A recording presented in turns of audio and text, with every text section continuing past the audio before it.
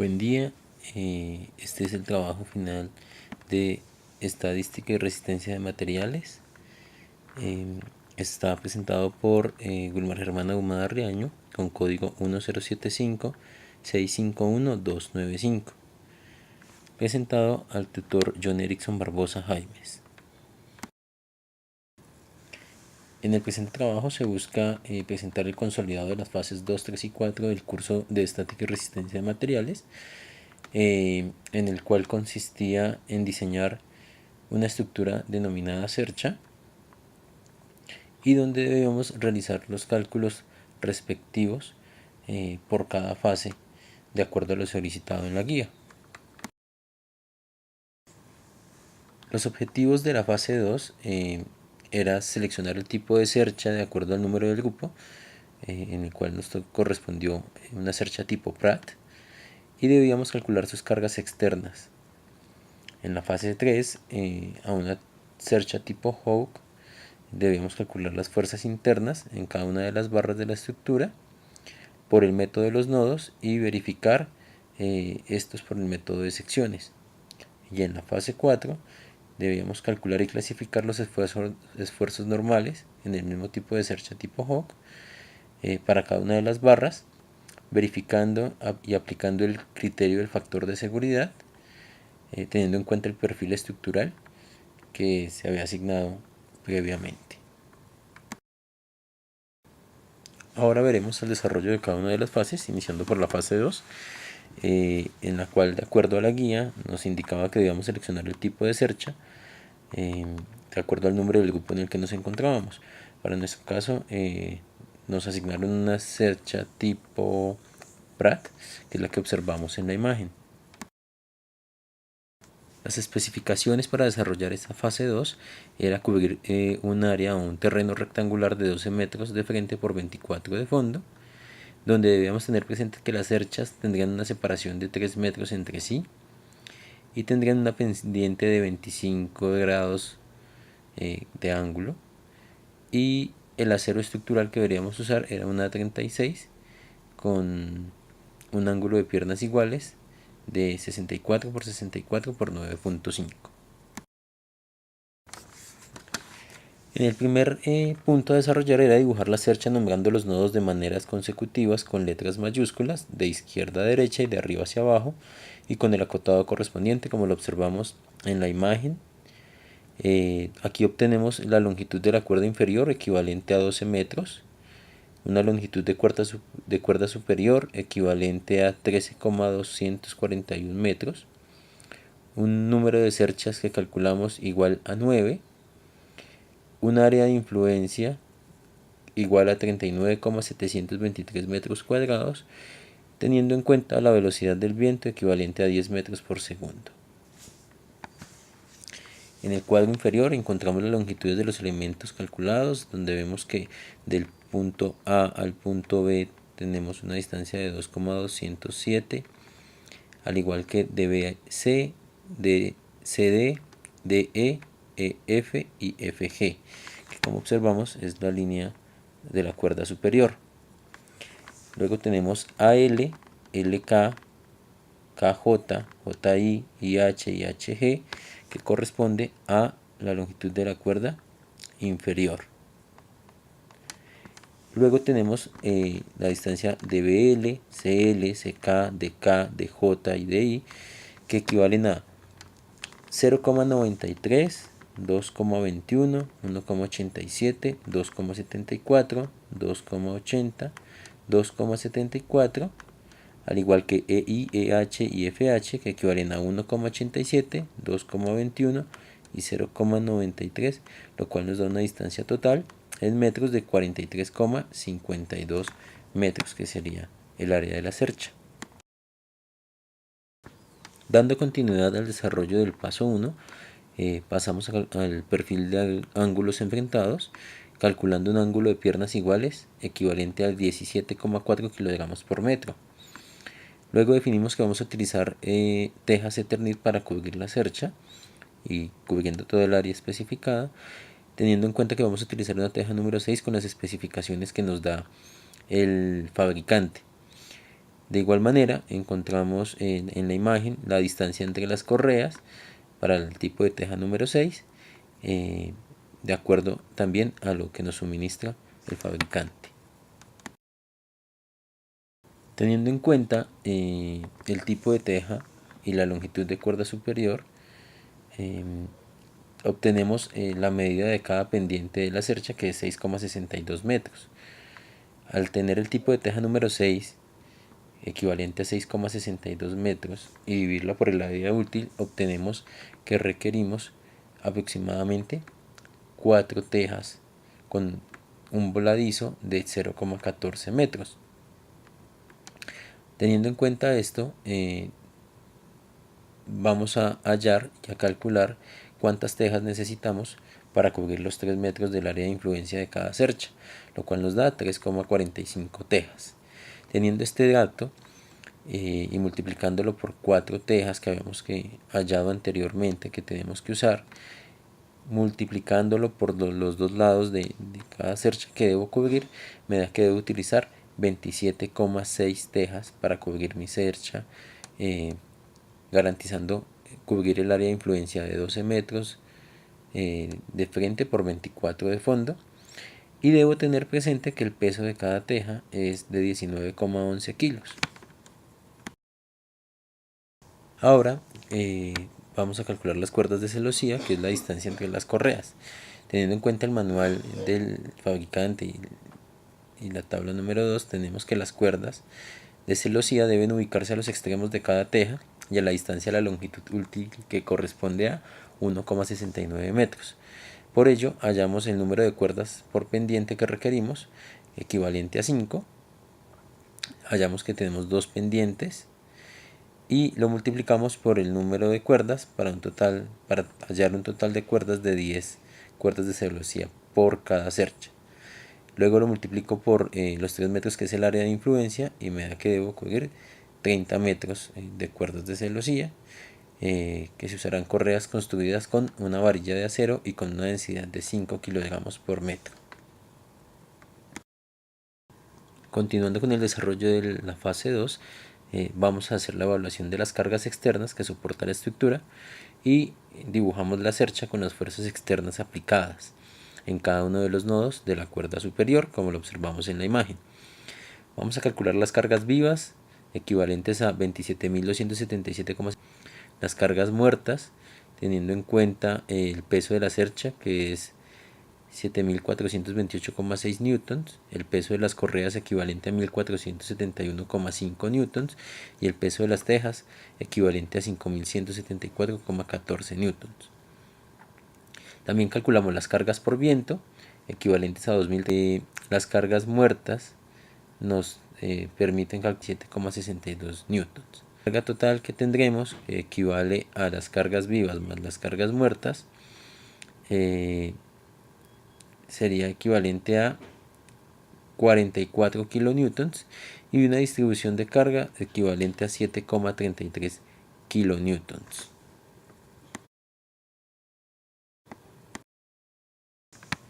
Ahora, en la fase 3, teniendo en cuenta la estructura publicada por el tutor, la cual corresponde a una cercha tipo Howe, calcularemos las fuerzas internas en cada una de las barras de la estructura por el método de nodos y verificándolo por el método de sección. Ahora, en la fase 3, teniendo en cuenta la estructura publicada por el tutor, la cual corresponde a una cercha tipo Howe, calcularemos las fuerzas internas en cada una de las barras de la estructura por el método de nodos y verificándolo por el método de sección. Ahora, en la fase 3, teniendo en cuenta la estructura publicada por el tutor, la cual corresponde a una cercha tipo Howe, calcularemos las fuerzas internas en cada una de las barras de la estructura por el método de nodos y verificándolo por el método de sección. Las especificaciones que tenemos para esta fase 3 es cubrir igualmente un área o un terreno rectangular, teniendo una separación entre cada cercha de 3 metros con una pendiente de 25 grados, donde utilizaremos un acero estructural A36 con un ángulo de piernas iguales de 64 por 64 por 9.5, como lo observamos en la imagen, teniendo en cuenta las longitudes descritas en la tabla. para cada una de las secciones que tenemos de la cercha, teniendo en cuenta que la longitud total de la cercha es igual a 43,522 metros. Desarrollando el primer punto, que es calcular las fuerzas internas en cada una de las barras de la cercha asignada por el método de los nodos, y luego clasificarlas como fuerzas de tracción, de compresión o fuerza nula, observamos el desarrollo para el nodo A y el nodo L. En el nodo A tenemos de 3,655 kilonewtons, donde nos permite calcular en X y en Y el tipo de fuerza. Encontramos que en AB vamos a encontrar una fuerza de menos 43,24 kilonewtons, por lo cual decimos que se encuentra en compresión. Para calcularla y encontrar que tenemos una fuerza de 39,19 kilonewtons que nos representa que está en tensión. De igual manera, en el nodo L encontramos que en X vamos a calcular la fuerza en LK equivalente a 39,19 kilonewtons, lo cual nos representa que está en tensión, y en Y la fuerza en LB, que equivale a 0 kilonewtons, por lo que es un elemento de amarre. Continuando con el cálculo de las fuerzas, vemos el nodo B, en donde en X encontramos que BC más BK es igual a menos 43,24 para poder calcular las fuerzas en Y, donde encontramos que BC se encuentra a menos 34,59 kilonewtons de fuerza, lo cual nos permite decir que está en compresión, y BK es igual a menos 8,65 kilonewtons, también definiendo que se encuentra en compresión. En el nodo K encontramos que en KJ, o en la sección KJ, tenemos una fuerza de 31,35 kilonewtons, por lo cual podemos decir que se encuentra en tensión, y en el nodo KC encontramos una fuerza de 3,65 kilonewtons, por lo cual definimos que se encuentra en tensión. Aquí encontramos en el nodo C el equivalente a menos 10,67 kilonewtons, por lo cual decimos que se encuentra en compresión, y en la sección CD equivalente a una fuerza de menos 25,97 kilonewtons, definiendo que también se encuentra en compresión. En el caso del nodo C, en X encontramos a la sección DE, en la cual calculamos una fuerza de menos 25,97 kilonewtons, definiendo que se encuentra en compresión, y en Y encontramos la sección DJ, donde tenemos una fuerza de 14,64 kilonewtons, por lo cual definimos que se encuentra en tensión. Continuando con el paso 1, presentamos la tabla resumen, en la cual vamos a encontrar los nodos, la fuerza en cada uno de los nodos en kilonewtons y cómo se encuentra dicho nodo. Entonces encontramos los nodos gemelos AB y FG con fuerza en kilonewtons de menos 43,24, por lo cual decimos que se encuentra en compresión. El nodo ALHG con una fuerza de 39,19, definiendo que se encuentra en tensión. El nodo CD y DE con una fuerza de menos 25,97 kilonewtons, diciendo que se encuentra en compresión. El nodo CJ y EJ a menos 10,67 kilonewtons de fuerza, también encontrándose en compresión. El nodo LK y HI con una fuerza de 39,19, por lo cual decimos que está en tensión. Los nodos LB y HF que tienen 0 kilonewtons de fuerza, por lo cual son nodos de amarre. El nodo DJ equivalente a 14,64 de fuerza, diciendo que se encuentra en tensión. Los nodos BK y FI con una fuerza en kilonewtons de menos 8,65, por lo cual definimos que se encuentra en compresión. Los nodos BC y FE con una fuerza de menos 34,59, encontrándose en compresión igualmente. Y los nodos KJ, JI, KC y EI con fuerzas correspondientes a 31,35 kilonewtons y 3,65 kilonewtons, definiendo que se encuentran en tensión.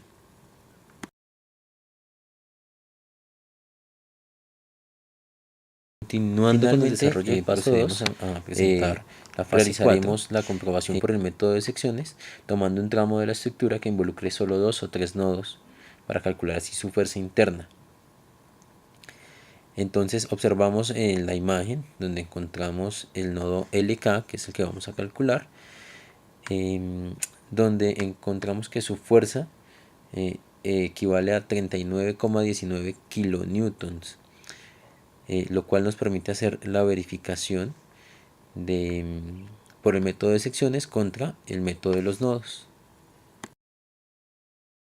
Finalmente procedemos a presentar la fase 4, en la cual también se desarrolló a través de una cercha tipo Hawk, de acuerdo a lo descrito en el foro.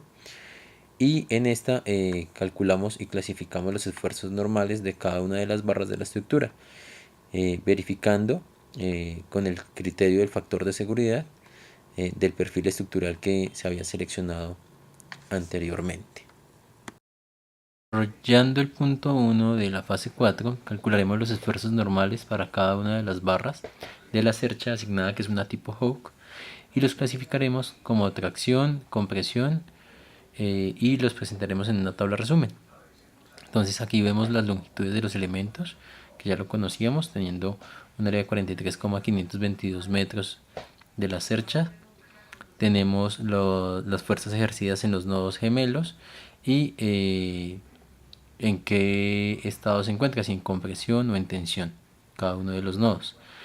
De igual manera encontramos en la tabla resumen, donde encontramos el área de perfil, que equivale a 0,00224 metros cuadrados, y donde hallamos el esfuerzo normal, y el cual pues está por cada nodo gemelo, como lo podemos ver en la tabla.